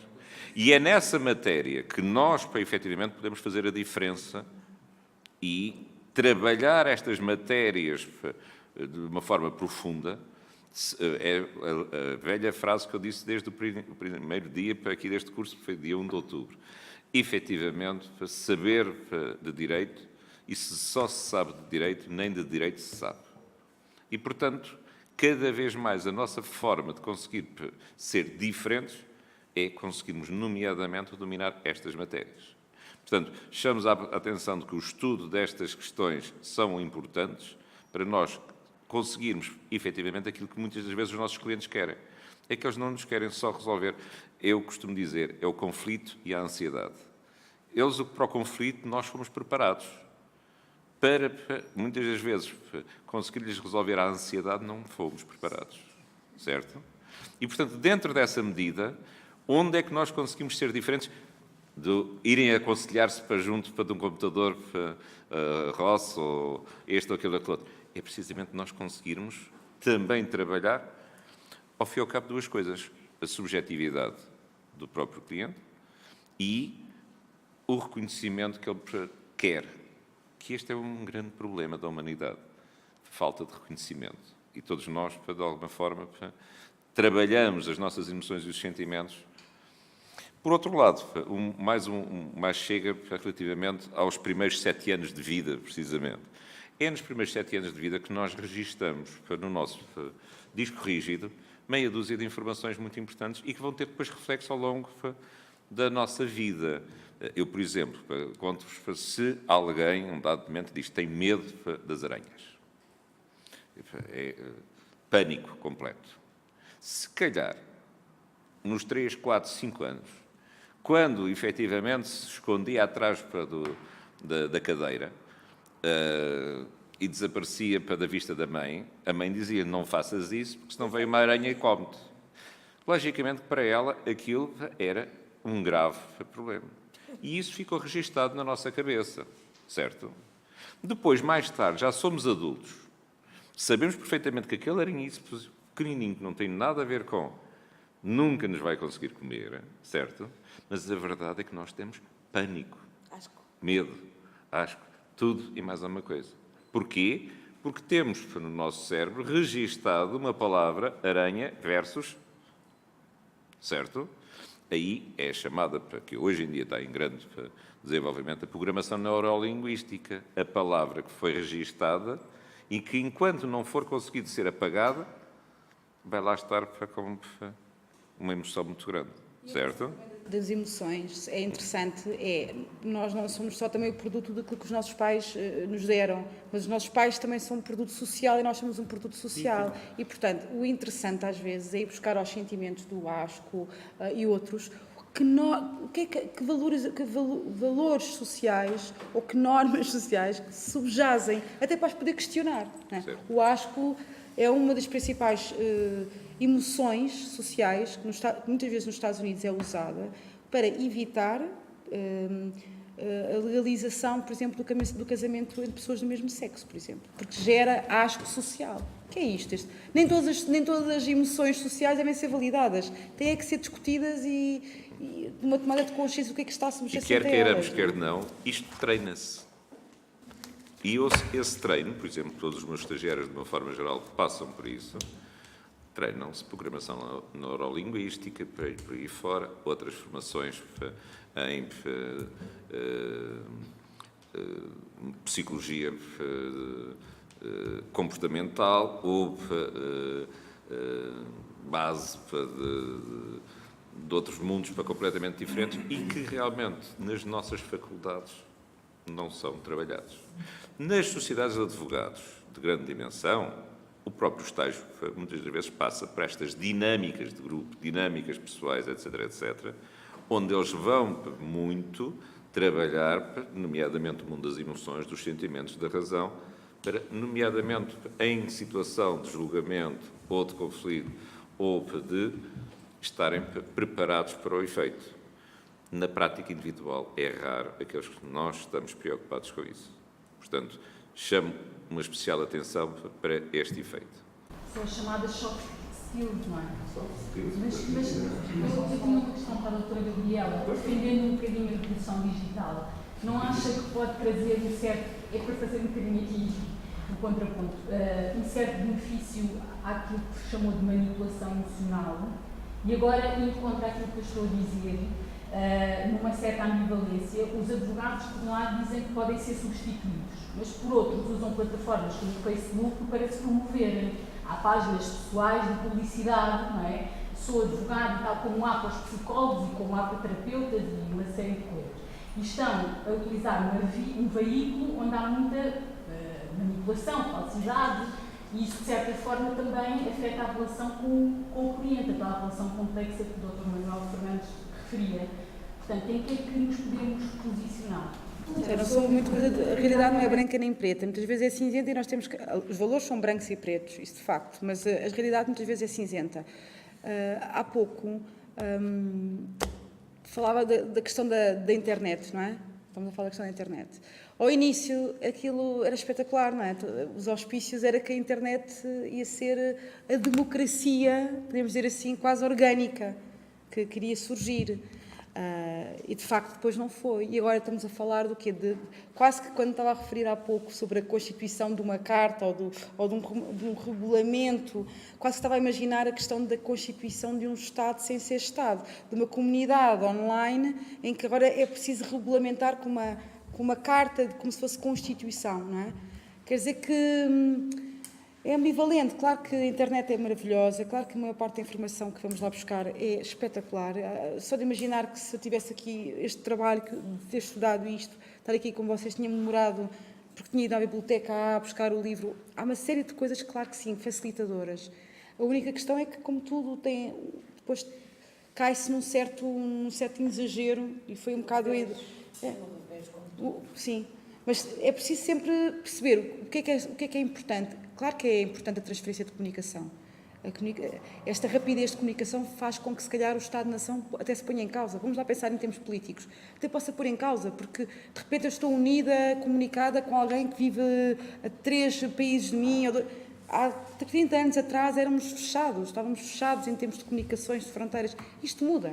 Muda porque o teu contacto através da net passa a ser com pessoas do mundo inteiro, de culturas, passas a ter acesso a tudo. É óbvio, mas como tudo, não se consegue processar tudo, na verdade. E é muito suscetível deste excesso de informação levar também a outros handicaps. Portanto, não consigo ter uma resposta de sim, não é? Mas eu não consigo ter. Eu também mais chega a esta questão. Mas as emoções fazem parte, obviamente, de toda a atividade profissional do judiciário. Portanto, estão intimamente ligadas a ele, seja da advocacia, seja na relação com os clientes, seja na relação com os colegas, seja na relação com os seus magistrados. Uma das dificuldades de um advogado, em várias situações, seguramente a minha às vezes, é explicar a um cliente que está genuinamente ofendido ou genuinamente... estou a falar genuinamente, porque se não estiver também não tem tempo, nós também percebemos, está genuinamente ofendido com uma situação e explicar-lhe porque é que, em termos legais, essa sua genuína indignação não tem eco. Não é fácil. Porquê? Porque o fenómeno da subjetividade é muito característico de relações interpessoais, é muito característico de algumas relações contratuais, por exemplo, a laboral. Explicar a um empregador que certo ato de um trabalhador que ele considera gravíssimo está genuinamente ofendido em termos jurídicos ou laborais, não tem a gravidade para uma justa causa, às vezes não é fácil.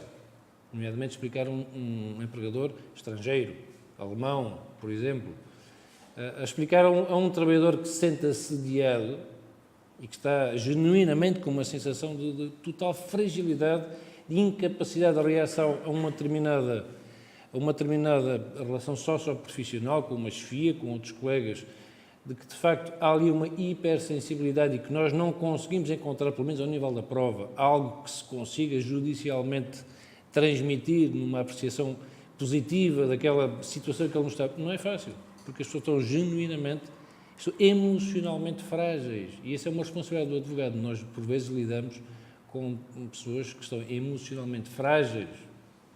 Nós temos que fazer, não como fazia o Bibi com os miúdos da Casa Pia, não é? Porque tinha uma responsabilidade de os proteger. Ele fazia o contrário, não é? Nós temos que proteger esses clientes das suas próprias fragilidades, da sua própria subjetividade. Temos que, de alguma forma, os orientar. Por isso, o nosso interesse não se confunde com o do cliente. Nós temos uma postura um pouco mais distante, mais profissional, mais fria. Cabe a nós, às vezes, abrir-lhes os olhos. Nós não podemos dizer a um cliente, o senhor tem razão, quando nós achamos que ele não tem, por muito que ele seja rico, não é? E que nos convenha dizer que sim. Nós temos que ter a responsabilidade de lidar, às vezes, com pessoas muito fragilizadas, que tudo o que nós dissermos, elas vão beber e vão achar que é verdade. E temos essa responsabilidade de não lhes mentir, de não as enganar, de as ajudar, de facto, de não sermos mais um fator para, no fundo, sermos mais aquele fator que muitos dizem que isto mudar de advogado é como mudar de deck no Titanic, ou seja, o resultado vai ser... Nós temos que tentar fazer a diferença. Será que fazemos? Será que não fazemos? Cada um posiciona-se como achar que se deve posicionar, porque isto de ética, ninguém dá lições de ética a ninguém. Cada um posiciona-se como acha que se deve posicionar e assumir as suas responsabilidades. E todos os dias de manhã faz a barba, no caso dos homens, e depois gosta do que vê ou gosta que não vê ao espelho, e isso vai direcionando a sua maneira de estar. A deontologia é isso mesmo. Tem a ver com estas questões e com outras. Mais alguma pergunta? E só dizer uma coisa, porque eu há bocadinho referi a questão da publicidade do advogado à televisão. Não acho que a promoção do advogado, tal como outra profissão qualquer, aliás, não é uma profissão qualquer, por cima, é uma profissão liberal, que deve ter sempre em causa, deve ter sempre presente a sua dignidade, a sua dignidade profissional e pessoal. Portanto, deve fazê-la com brilho, de maneira que não deixe, e deve ter o apoio, e deve ser discutido aqui, a ordem deve ser discutido, aliás, muito mais. Isso é outra. Isso é sério. Isso é outra conferência. Isso é sério. Não. Isso é sério. É que nós falamos aqui a verdade, a descoberta da verdade, mais aqui, vamos ver. Às vezes não é a verdade, portanto, para salvar a vítima, do outro lado, não é a verdade, mas não é nós, não é o advogado de cabo, dizer, até pode estar a ser enganado, quer dizer, pode pensar, estou aqui a defender uma coisa que se calhar não é, se calhar o outro gajo tem razão, portanto a outra parte tem razão, mas os elementos que eu tenho aqui provam em que o meu constituinte tem razão. E a história de convencer tanto o juiz. Eu costumo dizer, depende de quem julga. E o julgar é muito difícil em qualquer situação, especialmente quando se é sério. Se não tiver seriedade, tem de ser vinculado, vai, de qualquer maneira, precisa ganhar. Sim, senhor doutor, mais alguém tem alguma questão? Eu também assim. Eu gostaria de agradecer a organização deste evento, destas questões todas. Estive, portanto, nas pessoas do Dr. Ana Alface e do Dr. João Brasil, tive a possibilidade e a vontade de estar presente em todas as sessões e alguma coisa ficou, naturalmente. Ora, no meu caso pessoal, faço aqui um pequeno balanço, foco no meu caso pessoal, mas pode eventualmente haver.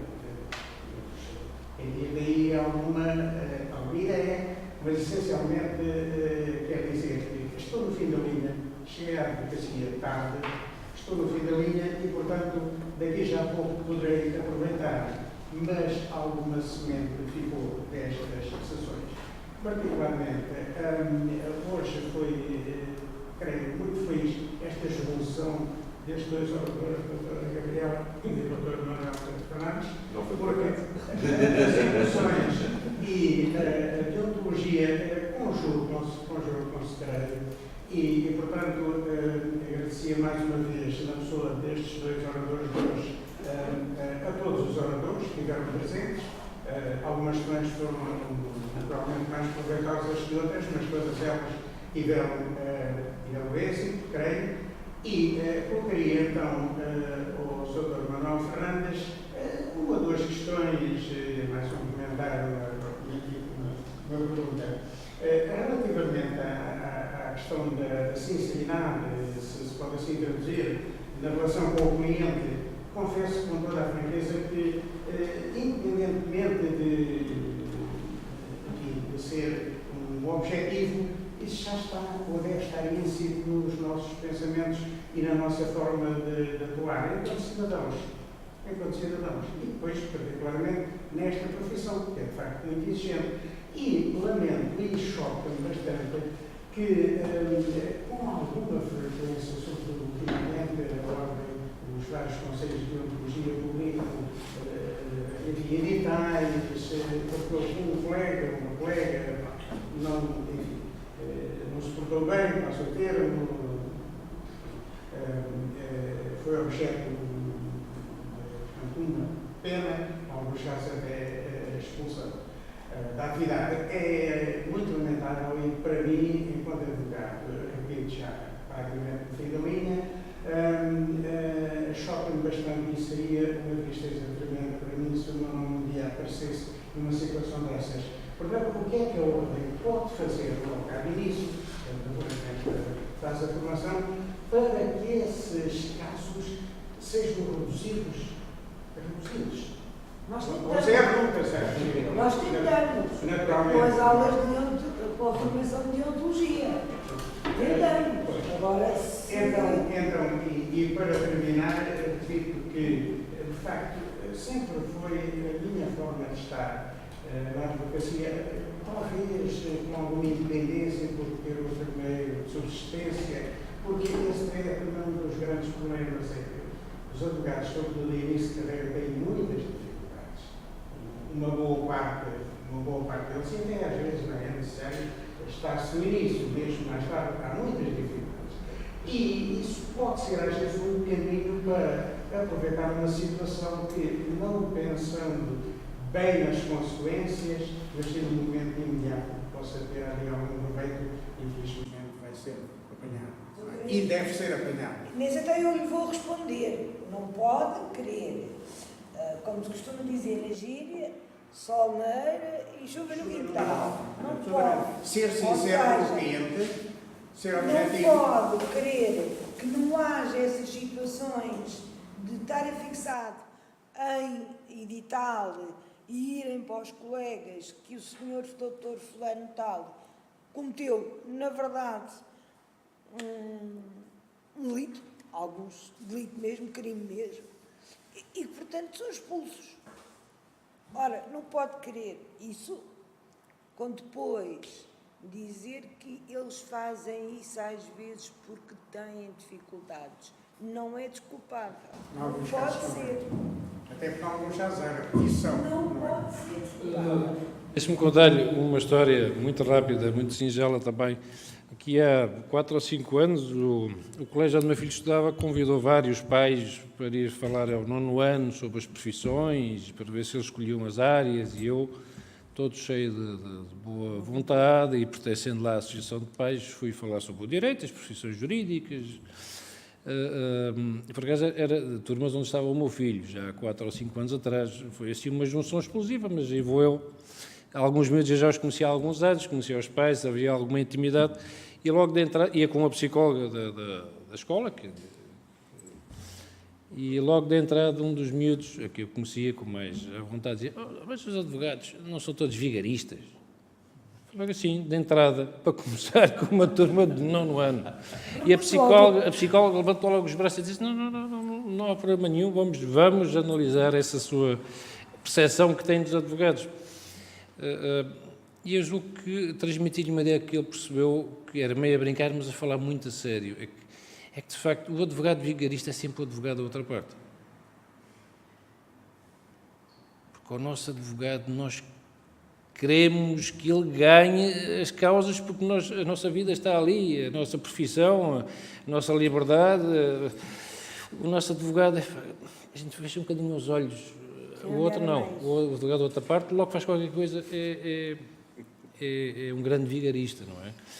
E, por outro lado, de facto, depende de todos nós mudar um bocadinho essa ideia.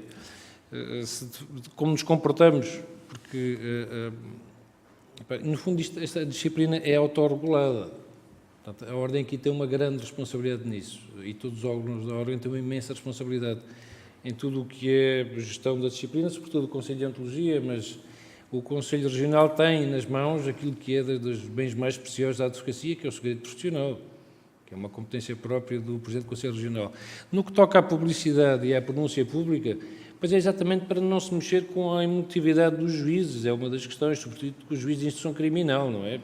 Não se falar muito publicamente na televisão, nomeadamente advogados de questões que estão sob a investigação, porque senão também os próprios juízes e juízas, que são homens, são influenciados mais facilmente por advogados até do que o cidadão comum. Ainda que o cidadão comum também influencia, ou seja, a Vox Populi, por isso é que estavam certos arguidos a serem inquiridos e havia manifestações a puxar pelo arguido aqui há uns dias atrás, junto ao Tribunal de Instrução Criminal, onde estavam a ocorrer essa audição de detidos para efeitos de saber que medidas de coação... Lá no Barreiro, exato. E estava um conjunto de populares a gritar pelo nome do dito como se estivessem em frente à Assembleia da República. E, está a ver? Não era bem o Poder Legislativo que estava em causa, ou o Poder Judicial. Tudo isto é importante, mas há uma coisa que eu acho que todos devemos ter muito bem presentes. Nós com os clientes temos de ter uma relação profissional. Podemos depois ter uma relação de confiança, podemos até ter uma relação de amizade, mas nunca deve deixar de ser uma relação profissional. Porque nós podemos passar de heróis a bandidos com uma imensa facilidade, logo que fugimos a este princípio. A relação com os clientes, a pedra de toque, é profissional. Depois pode ser acompanhada de alguma amizade, de alguma empatia, pode ser acompanhada de muita coisa, mas a trave mestra é sempre uma relação profissional. Porque não será o primeiro nem o último advogado que é demandado por grandes amigos clientes. Quando, de repente, pensava que tinha ali um amigo, tinha ali um grande inimigo, está a perceber? Permita-me, Sr. só um pequeno episódio. Não há muito tempo eu estava a almoçar com um cliente, porque na sequência de uma reunião eu trabalho para a dimensão do processo penal. Fomos almoçar, convidávamos mutuamente, fomos almoçar, continuámos depois a falar. E apareceu-me, quando em quando, e nesse caso também aconteceu, que o cliente falava de outros advogados tratando-os por tudo tocar por lá. Acho que também coisa comigo, em princípio, nunca aconteceu. Portanto, essa relação de, digamos, não é afastamento, mas é marcar a posição do advogado. O advogado entra o cliente, é o último. E é proveitoso e evita problemas futuros. Era só isto. Veja todos mais, ninguém tem nada a dizer. Então, resta-nos despedir-nos. Muito obrigada pela vossa atenção, por estarem connosco. Espero que tenha sido proveitoso, como ali o colega estava a dizer. Esperemos que tenha ficado alguma coisa. Principalmente aqui o Dr. João Basílio, como eu disse no início, ele é o grande responsável por este curso, principalmente no que diz respeito às ideias, no que diz respeito a toda a literatura que foi colocada no curso. Não sei se ele quer dizer alguma coisa para fechar. Vamos despedir. Obrigado a todos. Obrigada, doutores. Alguns conseguiremos vê-los por aí, não é verdade? Lá nos encontramos para o mês que vem, então.